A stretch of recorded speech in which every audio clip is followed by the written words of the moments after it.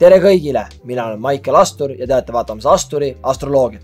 Täna räägime UFC 320-st ja võtame ette 3 kõige põnevat fighti minu jaoks ja ennustame, kes lahkub puurist võitjana. UFC 320 toimub 5. oktoobril. Esimene fight, millest täna räägime, on Khalil Rountree versus Jiri Prochazka. Mõlemad kaotsid Alex Pereirale tiitlifaidi ja siis võitsid Jamal Hilli. Jamal Hill muidugi üks kõige vihatumaid fighterid light heavyweighti kaalus, nii et selle vastu pole kellelgi midagi. Aga kuna mehel täpselt samasugune 2 viimast fighti, siis selle põhjal öeldes arvan mina, et Khalil Rountree'l on eelis. Kui võtta tema tiitlimatš Pereiraga, siis mees tuli metsast nii-öelda ja üllatas päris paljusi oma sitkuse ja oma püstivõitlusega.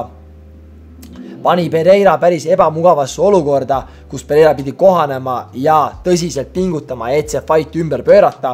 Paljud arvates see Rountree võttis ära 2 esimest raundi kindlasti, seega oli hea tiitlimatš tal.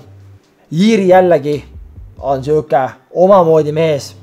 Kõik, kes teda teavad, et talle meeldib istuda vahepeal 3 päeva kuskil pimedas toas ilma söögi ja joogita ja valguseta ja kõige muuta. Ja siis ma ei tea, palju ta reaalselt trenni teeb, aga teeb mingid veidrusi.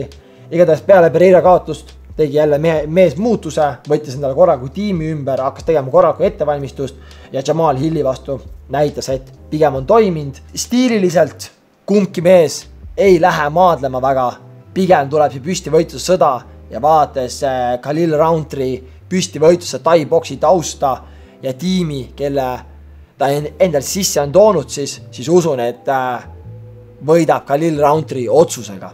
Co-main event on meil tiitlimatš.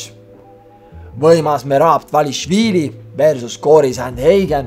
Merab on olnud kõva ranni peal, 11 võitu järjest. On põhimõtteliselt teinud tiiru peale bantamweight kaalule. Tema vastane Cory kaotas Umar Nurmagomedovile ja viimati võitis Davison Figueiredot. Merabi vastu panustada on väga raske. Mees ei väsi, tuleb ainult edasi, suudab straikida, suudab maadelda, suudab teha lukumaadus, suudab teha kõike, mis vaja MMA-s. Seega, mina ütlen, Merab teeb Merabi ja väsitab ära 5 raundi lihtsalt Cory ehk siis. Merab Dvalishvili jääb ikka championiks ja võidab otsusega. Ja peamatšis on meil kordusfight Alex Shama Pereira versus Magomed Ankalaev. Esimene fight Pereira kaotas otsusega. Ei olnud tema parim esitus, kuidagi algusest peale väga passiivne. Paljud räägivad, et see oli sellepärast, et ta oli vigane, et oli mingi käevigastus.